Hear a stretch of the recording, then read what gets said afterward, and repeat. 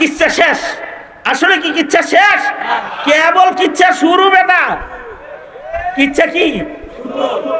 একদিন তো হাওয়ার উপরে ছিলি দুনিয়াতে, মরার পরে হলো আসল জগৎ শুরু, হয়তো জান্নাত নয়তো দোজখ। মৃত্যুর পরেই হয়তো জান্নাতে চলে যায়, নয়তো আগুনে চলে যায়, নয়তো বাগানে চলে যায়। এই কারণে আল্লাহর রাসূলকে দুনিয়ার মাটিতে জান্নাতের বাগান দেখাইতে আল্লাহ তাআলা মিরাজের রাত, এই কথা খেয়াল করার মতো, খেয়াল করে না শুনলে কিচ্ছু মনে থাকতো না।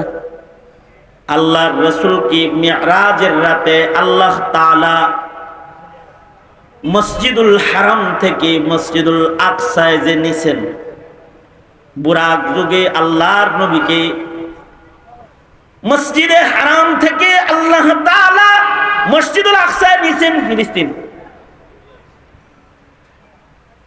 সুবহানাল্লাযী আসরা বিআবদিহি লাইলাম মিনাল মসজিদিল হারাম মিনাল মসজিদিল হারামি ইলাল মসজিদিল আকসা।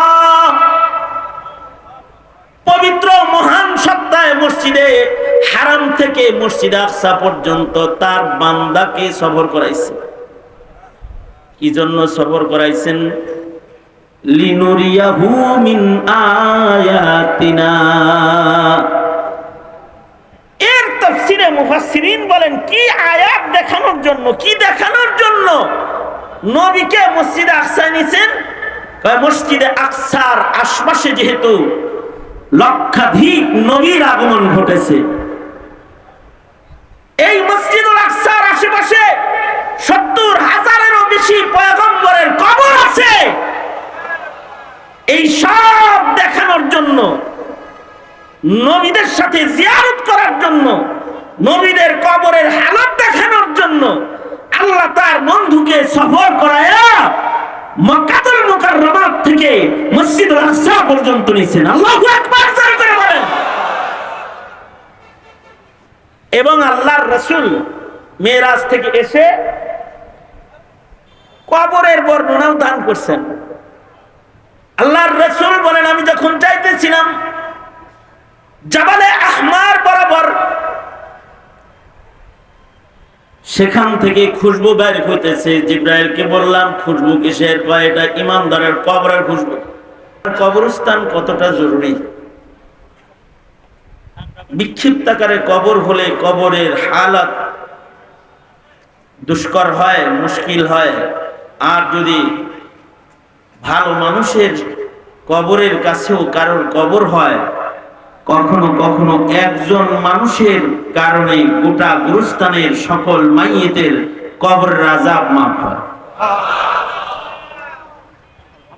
যেমন মুহাম্মদুর রাসূলুল্লাহ সাল্লাল্লাহু আলাইহি ওয়াসাল্লামের রওজায়ে আতহার কবর মদিনাতুল মুনাওয়ারাতে।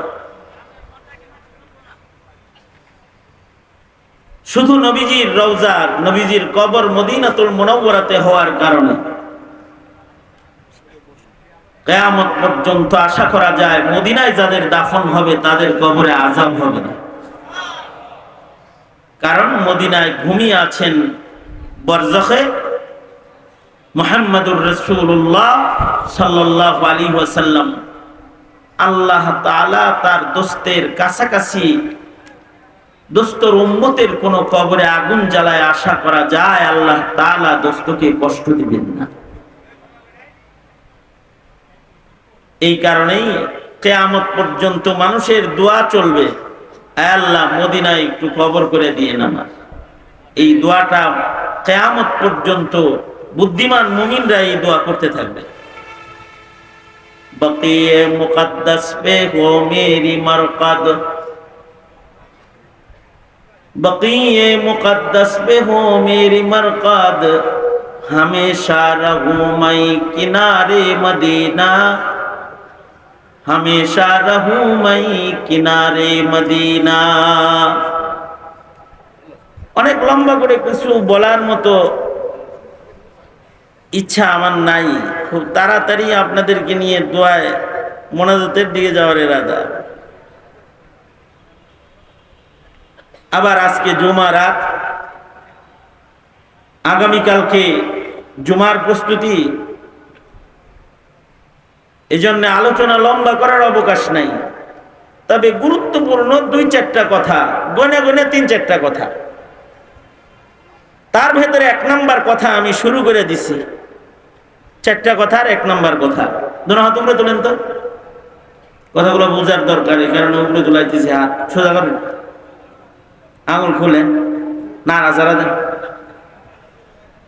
যাক, নাই তো সব, মাশাআল্লাহ। কেউ ঘুমান নাই তো?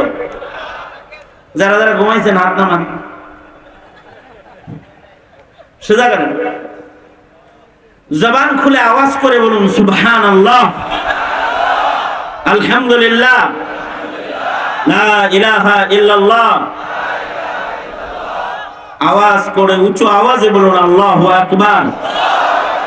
আল্লাহু আকবার জোরে বলা সুন্নাত। আল্লাহু আকবারের আওয়াজ যত বিকট হয়, দুশমন তত ভয় পায়, শয়তান তত দূরে যায়। আর আল্লাহু আকবারের ধ্বনি যত সবল হয়, ঈমান তত বেড়ে যায়। আল্লাহু আকবারের আওয়াজ যত বড় হয়, আল্লাহ তত খুশি হয়। মাশাআল্লাহ, হাত নামান। এই যেমন আমার দিকে ছিলেন, কয়েক মিনিট আমার দিকে থাকেন, মাত্র 4 কথা, 1 নম্বর কথা। আচ্ছা, কথাটা শোনার আগে একটা দৃষ্টান্ত শোনেন। দৃষ্টান্ত দিয়ে কিছু বললে আল্লাহ আল্লাহর বান্দারা আল্লাহ বান্দাদের সহজে বোঝানোর জন্য আল্লাহ দৃষ্টান্ত দিচ্ছেন কোরআনে। এ কারণে কিতাবের নাম আছে আমসাল আল কোরআন, কোরআনে বর্ণিত দৃষ্টান্তাবলী। হাদিসেও দৃষ্টান্ত আছে, আমসাল আল হাদিস। নবী উদাহরণ দিয়ে দিয়ে দিয়ে দিয়া কথা বুঝাইছেন। ইসলামকে তাবুর সাথে তুলনা করে আল্লাহর রাসূল দৃষ্টান্ত দিয়ে ইসলাম বুঝাইছেন। দৃষ্টান্ত দিলে কথা ভালো বুঝে আসে। আমার 1 নাম্বার কথা বুঝার জন্য একটা দৃষ্টান্ত। 1 নাম্বার কথা কি বলেছি হলো, কখনো কখনো একটি কবরের কারণে গোটা এলাকার কবরস্থানের সকল মাইয়িতের কবরের আযাব মাফ হয়ে যায়,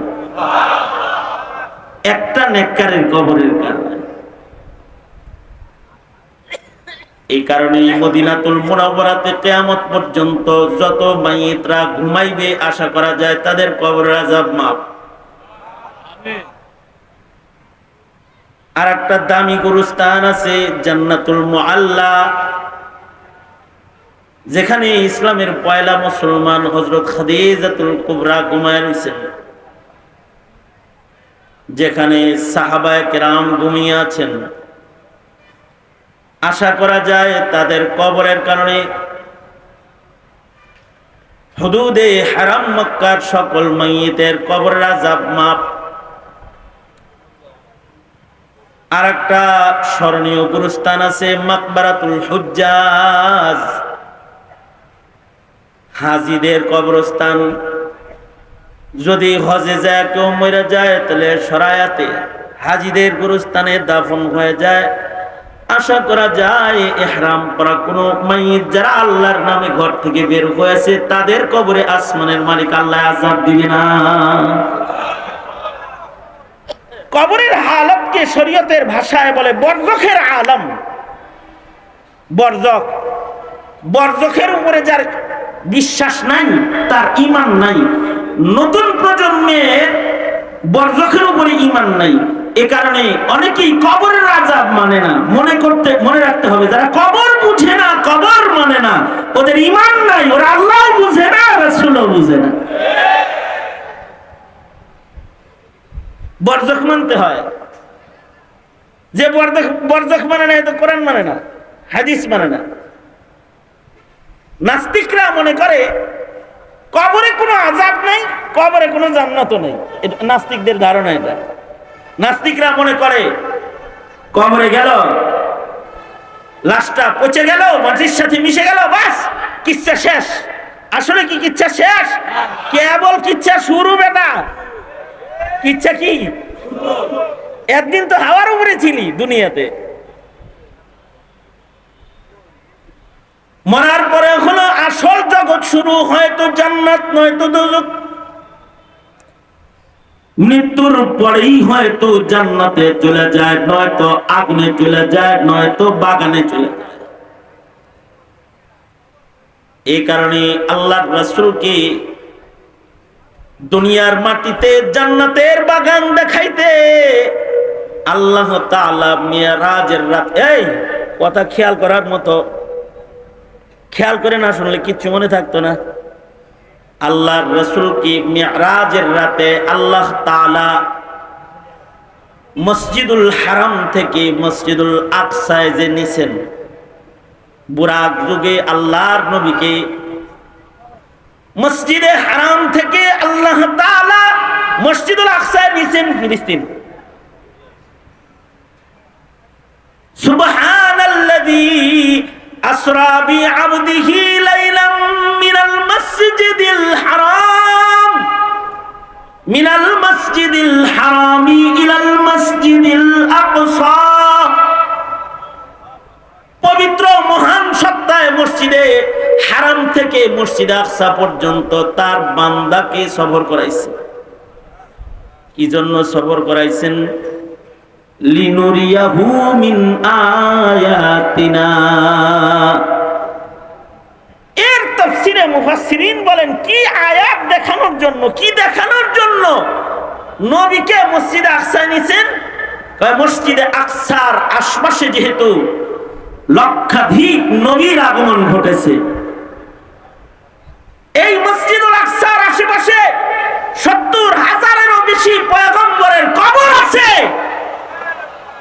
এই সব দেখানোর জন্য, নবীদের সাথে জিয়ারত করার জন্য, নবীদের কবরের হালত দেখানোর জন্য আল্লাহ তার বন্ধুকে সফর করায়া মক্কাতুল মুকাররমা থেকে মসজিদুল আকসা পর্যন্ত নিয়েছেন। আল্লাহু আকবার জোরে করে বলেন। এবং আল্লাহর রাসূল মেরাজ থেকে এসে কবরের বর্ণনাও দান করছেন। আল্লাহর রাসূল বলেন, আমি যখন যাইতেছিলাম জাবালে আহমার বরাবর, সেখান থেকে খুশবু বের হইতেছে। জিব্রাইলকে বললাম, খুশবু কিসের? কয় এটা ইমানদারের কবরের খুশবু। সুবহানাল্লাহ, আরো আস্তে করে বলেন।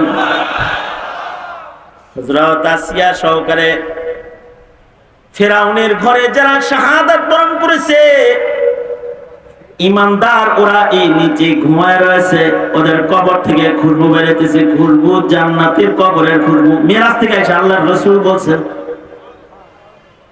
আল্লাহর রাসূল সাল্লাল্লাহু আলাইহি ওয়াসাল্লাম বলেন, নিচের দিকে নজর করে আল্লাহর রাসূল তাকায় দেখে মুসা নবীর কবরের ভেতরে পয়গম্বর মুসা কবরের ভেতরে দাঁড়িয়ে নামাজ পড়তেছে। কবরের হালত দেখতে দেখতেই নবী গেছেন মসজিদুল আকসা। এ কারণে কবর হয়তো আগুন হয়, নয়তো বাগান হয়। আল্লাহর রাসূল বলতেছেন, আল কবরু রাউযাতুম মিন রিয়াজিল জান্নাহ আও হুফরাতুম মিন হুফারিন নার। এখন আপনারা বলুন, আমরা কি এখানে কেউ এমন আছি যারা কবরে যাওয়া লাগবে না? আছেন কেউ এরকম? এখানে কেউ আছেন? সবার কবরে যাইতে হবে এই বিশ্বাস তো সবার আছে। এখন প্রশ্ন হলো, আপনার কবর কি আপনি আগুন বানাইবেন না বাগান বানাইবেন? এটাই হলো কথা। কখনো কখনো কবরের পরিবেশ ভালো হলেও কবর জান্নাতের বাগান হয়ে যায়। এটা আমার 1 নাম্বার কথা। আমি যে ওয়াজটা করলাম এতক্ষণ, এই ওয়াজটাই করতেছিলেন মৌলানা। আপনি দাঁড়ায় রয়েছেন কেন? এই দাঁড়ায় রয়েছেন কেন? আমার নজর আপনার উপর পড়তেছে, ব্রেনে বাড়ি দেয়, বসেন। তা আমি যে এই বয়ানটা করলাম, এই বয়ানটা কাসেম নানতুবির আগে চিনেন। কাসেম নানতুবি হলেন হুজ্জাতুল ইসলাম, কাসিমুল উলুম ওয়াল খায়রাত। কাসেম নানতুবি রাহমাতুল্লাহি আলাইহি, যিনি মাদ্রাসা শিক্ষার প্রতিষ্ঠাতা। উনি যদি দারুল উলুম দেওবন্দ না করত, তাহলে শাহবাগ চত্বরের নাস্তিকের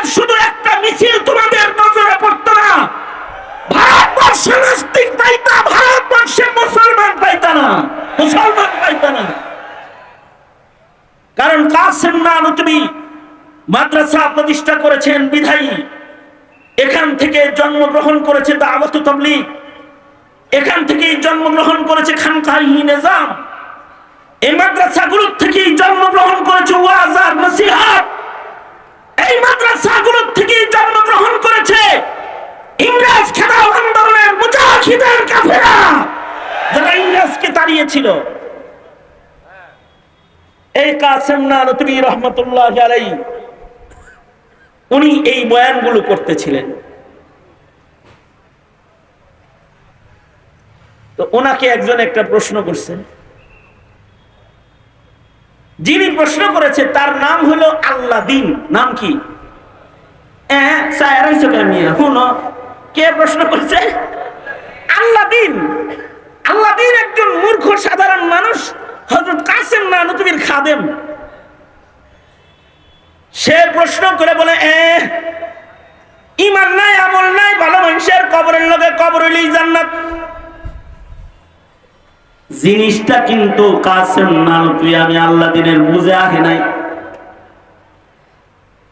আর এখনকার আলোচনাটা বুঝলে গণকবরস্থানের দরকার কেন এটা বুঝে আসবে। কবর যদি বিক্ষিপ্ত হয় তাহলে কবরের পারে বৈশা, বাপের কবরে পাশে বৈশা ছেলে পেশাব করে। এই যে গুরুস্থান পাশে বসে মুখ ভাল লাগছে। আমি নিজে গেছি রংপুরে, এক এলাকায় যায় দেখি, মানে পার্সোনাল দাওয়াতি কাজে রংপুর মিঠাপুকুর এলাকায় আমি গেছি, যায় দেখি গোটা থানার ভেতরে একটা গুরুস্থান নেই। দেখি কবরের পারে বসে বসে তাস খেলে, নাতিরা দাদার কবরের পাশে তাস খেলবার লাগছে, আর বাস্তারা চাচার কবরের ওয়ালের উপরে বয়ে বয়ে বিড়ি খাইতেছে। আমি এলাকার নেতাদের বললাম, গুরুস্থান নাই, এত আলাদা আলাদা কবর কেন? কয় আমাদের এলাকায় কবরস্থান নাই। আল্লাহর রাসূল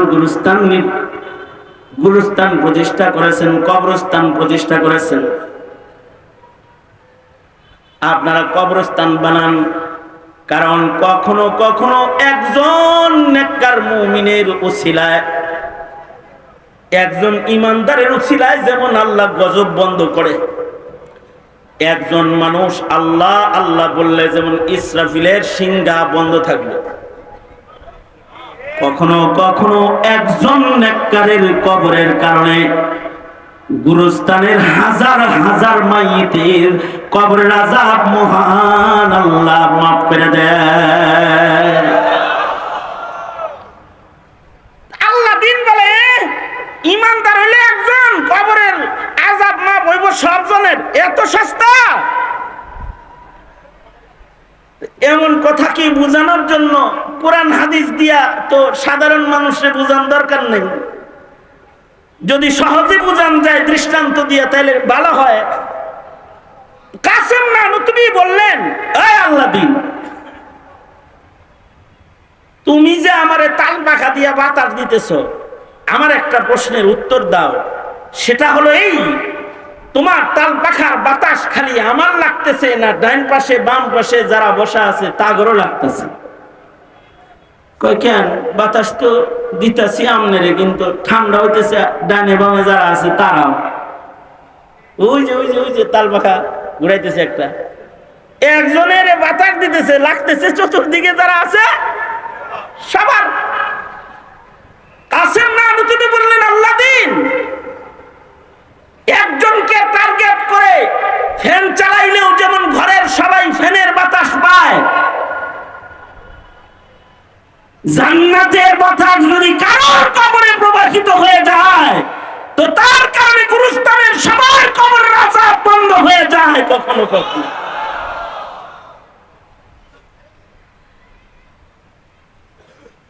তবে একটা সময় ছিল যখন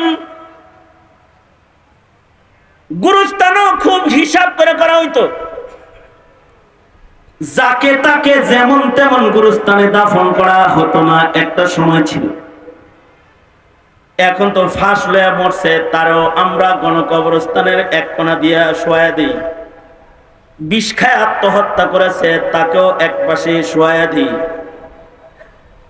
প্রেমে ফেল করছে দেখা সুইসাইড করছে, প্রেমে ফেল মানে একজনের কইছিল আই লাভ ইউ, ও কইছে নো লাভ ইউ।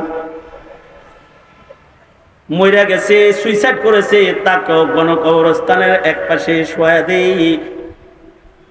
এটা আমাদের বুজুর্গরা ওদের কবরের আযাব থেকে বাঁচাইবার লাগা ওদের জন্য নেককারদের পার দিয়ে একটা জায়গা বের করে দিয়ে দেয়, যেন নেককারদের কারণে যেন আল্লাহ তাআলা যেন ওরে মাফ করে দেয়। কিন্তু এক জমানার মুমিন এত করা ছিল, যারা তারা গুরুস্থানে জায়গা দিত না। যেমন উজবেকিস্তানে একটা কবরস্থান আছে, কবরস্থানের ওয়াকফকারী যিনি, তিনি ওয়াকফ করার সময় ওসিয়তনামা লিখেছে যে আমি গুরুস্থানের জন্য মাটি ওয়াকফ করে দিয়ে গেলাম, কিন্তু আমার ওসিয়ত হলো আমার ওয়াকফ করা মাটির ভেতরে কেউ যদি নিজের কবর বানাইবার চায় তাইলে তার নাম মুহাম্মদ হইতে হবে, অর্থাৎ আমার নবীর নামে যার নাম, সে এই গুরুস্থানে জায়গা পাবে। গুরুস্থানের নাম মাকবারায়ে মুহাম্মাদিয়া, মুহাম্মাদিয়া কবরস্থান। শুধু এতটুকু শর্ত নয়, আর একটা শর্ত দিয়েছে, এই গুরুস্থানের মাইত যদি কেউ হইতে চায় তাহলে তার 1,00,000 হাদিস সনদ সহ মুখস্থ থাকা লাগবে।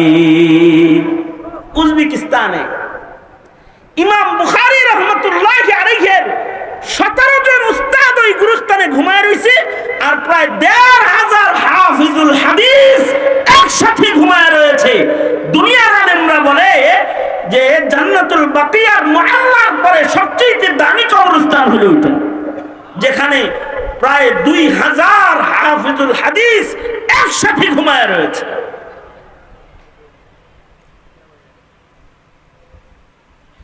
সাহেবে হেদায়া ফিকহের সবচেয়ে হানাফি বড় ভান্ডার, হানাফি মাযহাবের হেদায়া, এই হেদায়া কিতাবের লেখক যিনি, উনার জন্ম ওই এলাকায়, উনি মরছেন ওই এলাকায়, কিন্তু এই গুরুস্থানে ওনারে ঢুকতে দেয় নাই মরার পরে। কেন? উনার 1,00,000 হাদিস মুখস্থ ছিল, কিন্তু উনার নাম মুহাম্মদ না, এজন্য কয় তোমার জায়গা এখানে না। আমাদের গণকবরস্থানে এমনটি বলা হয় না। আমাদের ইমানদাররা, আমাদের বাপ দাদারা আমাদের উপরে রহম করছেন। যদি আমাদের বাপ দাদারা ওসিয়ত করত যে আমার কবরের পাশে কাউকে বেনামাজিকে কবর দিবি না, বেপরদা নারীকে এই গুরুস্থানে কবর দিবি না, নাস্তিকের মিছিলে ঘুরে তাকে মুসলমানের কবরস্থানে জায়গা দিবি না, কাদিয়ানীর পক্ষে কথা কয় তাকে মুসলমানের গুরুস্থানে জায়গা দিবি না, যদি ওসিয়ত করত তাহলে মুসলমানের গুরুস্থানে বহু নামধারী মুসলমান আছো, তোমরা জায়গা পাতা না, জায়গা পাইতা না, জায়গা পাইতা না তোমরা। কিন্তু আমাদের বাপ দাদারা এমনকি শর্ত দেয় নাই, তোমার ঘরে দোজখের আগুন থেকে কোনো না কোনো ভাবে বাঁচাইতে চায়, এটাও নবীর নায়েব হওয়ার কারণে। তাছাড়া মৌলবীরা কইতো যে আমরা হাফেজরা সব এক জায়গায় ঘুমামু, কোন জাহেলের লগে ঘুমামু না। মুফতিরা বলতো যে মুফতিরা সব এক গুরুস্থানে ঘুমামু, পাবলিকের লগে আমরা নাই। তাবলিগরা বলতো যে আমরা চিল্লারা সব একসাথে ঘুমাবো, তোরা যারা চিল্লা চিল্লি কষ্ট করলো আমরা নাই। কিন্তু এমনটি কথা তারা বলে নাই, তোমার করে দূরে সরায় নাই। কেন? তারা যে নায়েবে নবী এর লেগা, নবীজিও চেষ্টা করছে শেষ পর্যন্ত মুনাফিকের কবর রাজাবু মাফ করানোর লেগে আল্লাহর রাসূল চেষ্টা করছে। মুনাফিকদের সর্দার আব্দুল্লাহ ইবনে উবাই ইবনে সুলুল মৃত্যুর আগে মুনাফিকের সর্দারে নিজের ছেলে আব্দুল্লাহ ইবনে আব্দুল্লাহ সাহাবীকে কয়, আগের মুনাফিকরাও এখনকার যুগের নাস্তিকের চাইতে ভালো ছিল। ভালো যে ছিল তার একটা দলিল আমি পেশ করতেছি। মুনাফিকদের সর্দার আব্দুল্লাহ ইবনে উবাই ইবনে সুলুল নিজের ছেলে আব্দুল্লাহ ইবনে আব্দুল্লাহকে কয়, বেটারে তুই তো সাহাবী, বাপ হয়ে তুই সন্তানের কাছে আমার একটা আবেদন, আমি মরে গেলে তোর রাসূল দিয়া আমার জানাজাটা তুই পড়াইস। আমার মন বলে হাবিবুল্লাহ যদি আমার জানাজার নামাজ পড়ায় মহান আল্লাহ হয়তোবা আমারে মাফ করে দিবে। তার মানে বোঝা যায় মুনাফিকেরও কবরের উপরে ঈমান। জোরে বলেন, জোরে বলেন, জোরে বলেন, আরো জোরে আওয়াজ করে বলেন কি? মুনাফিক, ইন্নাল মুনাফিকিনা ফিদ দারকিল আসফালি মিনান নার। আল্লাহ কয় মুনাফিকরা দুজকের নিম্ন জায়গায় অবস্থান করবে, কাফেরের যেহেতু নিচে। সেই মুনাফিকও নিজের কবরের আযাব মাফ করানোর লেগে কয় যে আমার জানাজাটা যেন হাবিবুল্লাহ পড়ায়, বাবা একটু অনুরোধ করিস। এখন তো নাস্তিকরাও জানাজা পড়ায়, আপনারা এরকম খবর জানেন না? এই আমারে দিয়ে সব ওয়াজ করেন কোরআনকে, আপনারা কইতে পারেন না কিছু? নাস্তিকরা জানাজা পড়াইছে দেখেন নাই আপনারা?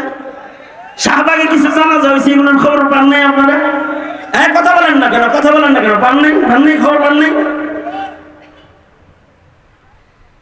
ভালো মানুষের জানাজা কামনা করা এটা তো একটা ঈমান। আগের যুগের রাজনীতি যারা করতো তারাও ভালো মানুষের জানাজা ওসিয়তনামায় লিখতো।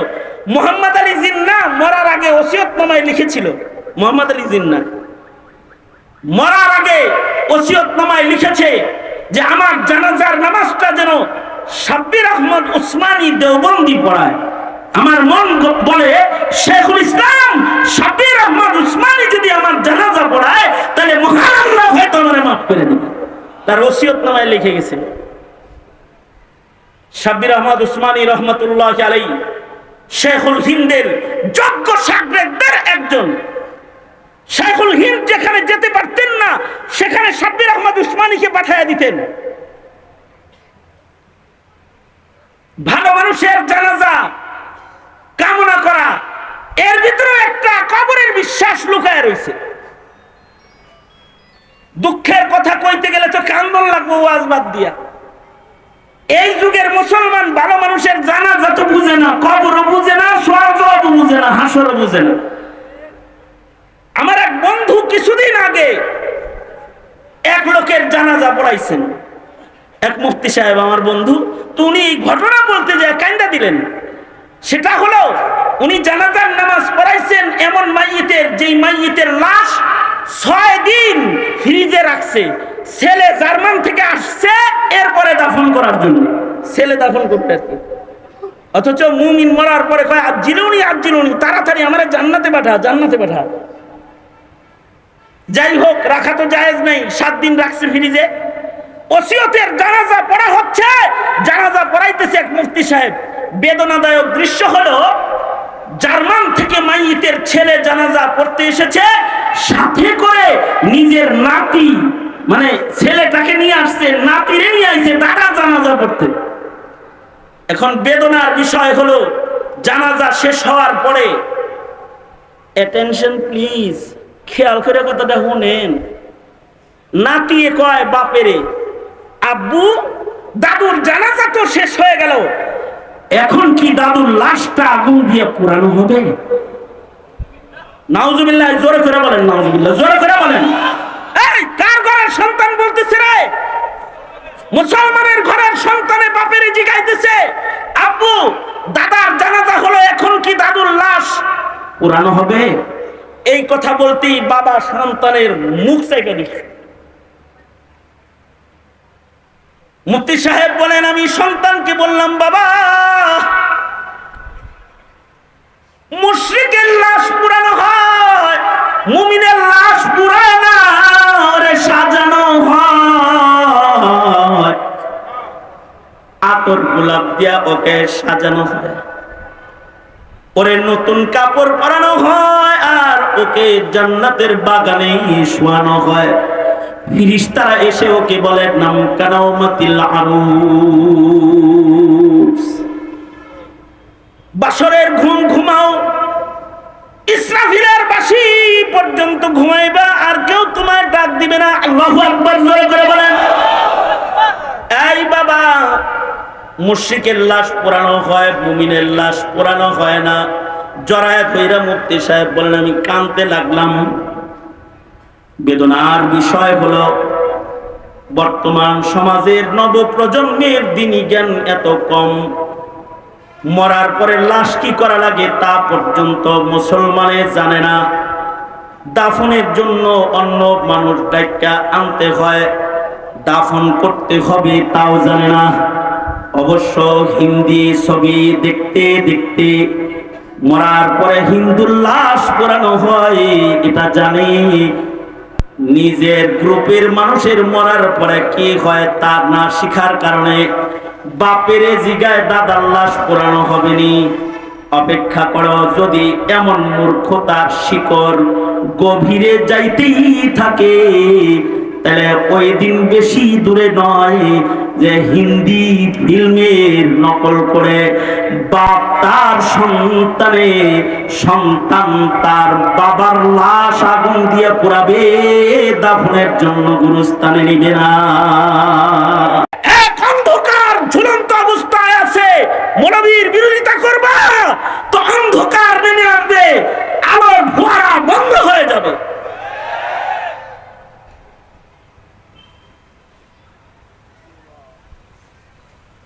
এই কারণেই গুরুস্থান দরকার। কখনো কখনো এক মাইয়িতের কারণে গোটা এলাকার মাইয়িতের কবর আযাব মহান আল্লাহ মাফ করে দেয়। আল্লাহু আকবার জোরে করে বলেন। তবে এটাও একটা শতসিদ্ধ কথা, এটা আমার লাস্ট কথা, ফাঁক দিয়া দুই কথা গেছে গা। এটা আমার লাস্ট কথা, সেটা হলো তবে কখনো কখনো ভালো জায়গায় কবর হইলেও লাভ হয় না, কখনো কখনো রাসূল জানাজা পড়াইলেও লাভ হয় না যদি ঈমান নষ্ট হয়ে যায়। আব্দুল্লাহ ইবনে উবাই ইবনে সুলুলের কবরের আযাব মাফ করানোর জন্য ওসিয়ত করতেছে, রাসূলকে বইল আমার জানাজা পড়াইতে। সন্তান বলে আব্বা তুমি আয়েশা সিদ্দিকারে তুহমত তুমি লাগাইছো না? হ্যাঁ।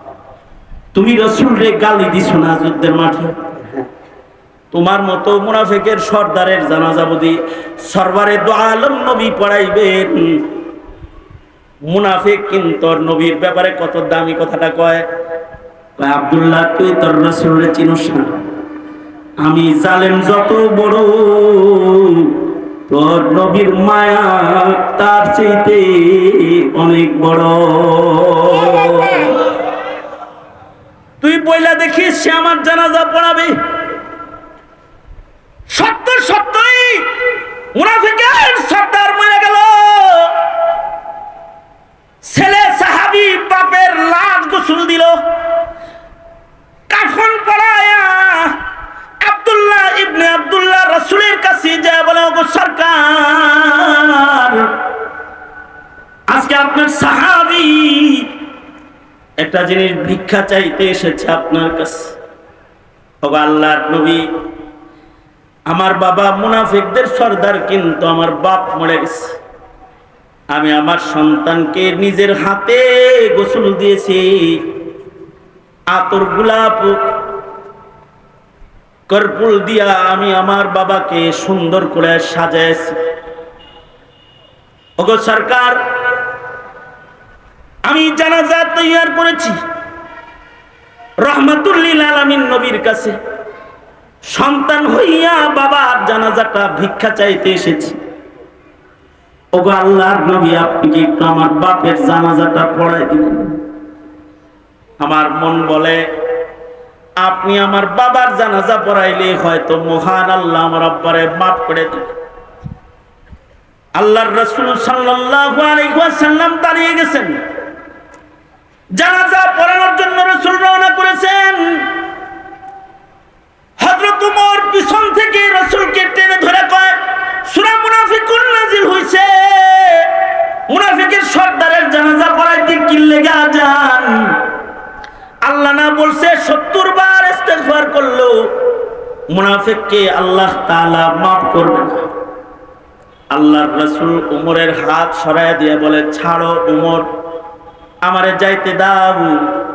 আল্লাহ 70 বারের কথা বলেছে, আমি 70 বারের চাইতে বেশি 70 মাররা বলেছে, আমি 70 বারের চাইতে বেশি করে ওর জন্য ইস্তেগফার করব, তারপরেও মহান আল্লাহ যেন ওরে maaf করে দেয়। হাদিস শরীফে এসেছে আল্লাহর রাসূল জানাজা পড়ালেন। শুধু তাই করে নাই, আল্লাহর রাসূল নিজের গায়ের জামা খুইলা কাফন বানায়া মুনাফিকের সর্দাররে দিয়ে দিলেন। আমার গায়ের জামার বরকতাও যদি ও আযাব থেকে বাঁচে থাকে। শুধু তাই করে নাই, হাদিসে আছে আল্লাহর নবী নিজের মুখের লুআব লালা জিহ্বা দিয়া বাইর কইরা আল্লাহর রাসূল শাহাদাত আঙ্গুলিতে লইয়া আল্লাহর নবী নিজের হাতে লালা আব্দুল্লাহ ইবনে উবাই ইবনে সুলুলের মুখের ভেতরে দিয়ে দিলেন, যেন রহমাতুল লিল আলামিনের মুখের লালার বরকতে যেন মুনাফিকটারে কবরের আযাব আল্লাহ maaf করে দেয়। এত দয়া মায়া রাসূলের কেন? কারণ রাসূল কবরের আযাব দেখে এসেছেন, জাহান্নামের গর্জন দেখে এসেছেন। এ কারণে পয়গম্বর চায় না কোনো মানুষ দোজখের আগুনে নিক্ষিপ্ত হয়ে যাক। শেষ পর্যন্ত নিজের মুখের লালাটা পর্যন্ত মুনাফিকের মুখের ভিতরে দিয়া দিল, যেন আল্লাহ তাও কবরের আযাব maaf কইরা দেয়। কিন্তু আল্লাহ তাআলা ঈমান না থাকলে কাউকে ক্ষমা করে না।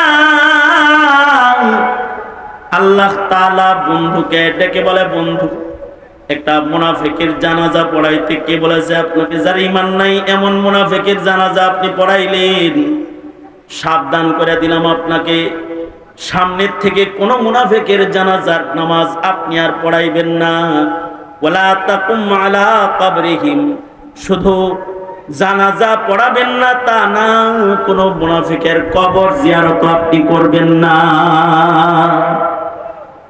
মুহাম্মদুর রাসূলুল্লাহ সাল্লাল্লাহু আলাইহি সাল্লামের ওই দরদ যদি নবীর নায়েব ইমাম আলেম উলামা হাফেজ আলেমদের হৃদয়ে না থাকতো, তাহলে যারা মোল্লার ইজ্জতে আক্রমণ করো, নবীর সুন্নতকে যারা গালি দাও, এদেশের মানবীরা তোমাদের জানাজার নামাজের ইমামতিও করতো না, জানাজার নামাজও পড়াইতো না। কিন্তু তোমাদের জানাজার জন্য পড়ায়, জানাজার কারণেও যদি আল্লাহ তোমাকে maaf করে দেয়, তবে মনে রেখো মোল্লায় জানাজা পড়াইলেই কবরের আযাব maaf হয় না। মুনাফিকের সর্দারের কবরের আযাব নবীর জানাজা দিয়েও maaf হয় নাই। সঙ্গত কারণে কবরে যাওয়ার আগে ঈমান আমল ঠিক করো, ওয়াবুদ রাব্বাকা হাত্তা ইয়াতিয়াকাল ইয়াকিন, এটা হলো শেষ কথা।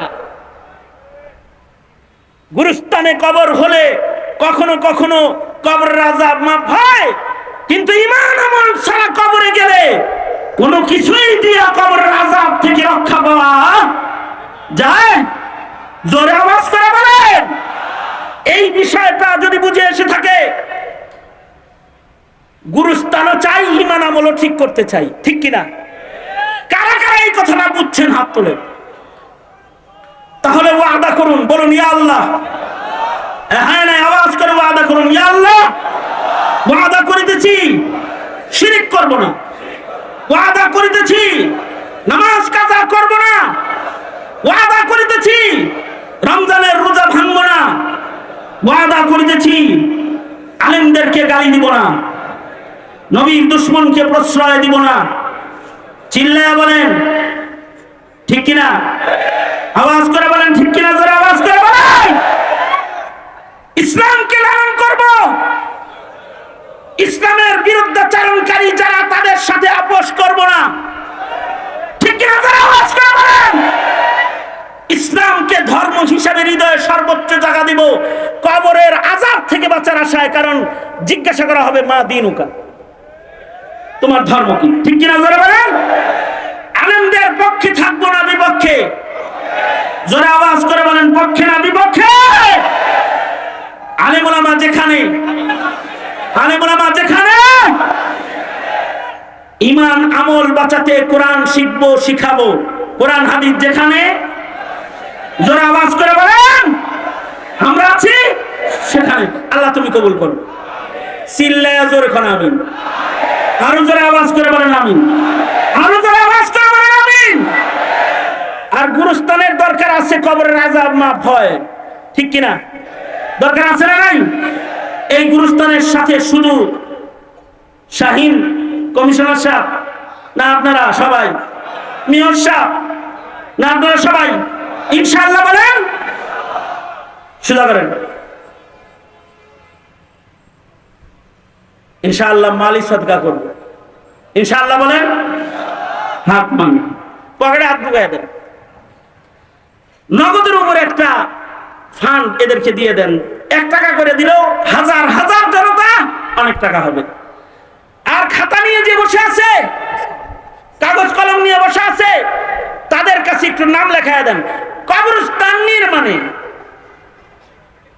আমি বেশি লোক নাম লেখাবো না, মাত্র 4টা লোকের নাম লেখাবো, তাও ছোট ছোট অঙ্ক। একজন মানুষকে আমি নাম লেখাইতে পারি যে 20,000 টাকা দিবেন। ভাই এখন উঠছেন না কেউ, 5 মিনিটের ভিতরে দোয়া হবে, থাকলে একটু আদা করে আলান। গুরুস্থানের জন্য 20,000 টাকা। আব্দুল কাদের সাহেব, মান্নান সাহেবের ছোট ভাই 50,000 টাকা। মারহাবা বলেন। আচ্ছা 20,000 টাকা কার নাম লেখাবো? মায়ের নামে 10,000, বাবার নামে 10,000 একজন লেখান।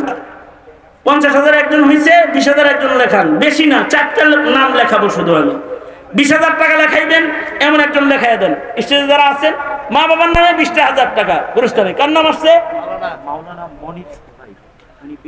মাওলানা মনির ভাই 20,000 টাকা। আর 20,000 টাকা কি? 3 নাম্বার হযরত উসমান বরাবর। হযরত উসমানের সাথে আল্লাহ তাআলা জান্নাত দেয়। এই দোয়াটা কইরা যান, দোয়ার বড় আহমিয়ত আজকে। জুমারাত, দোয়ার অনেক দাম, নড়াচড়া করেন না। সভাপতি সাহেব আতর রহমান সাহেব আমার মহব্বতের বড় ভাই, উনি বলছেন যে কিছু চান, তাই চাইতেছি। তাছাড়া এখনই রাত 12:30টার সময় কেউ টাকা চায় কারোর কাছে?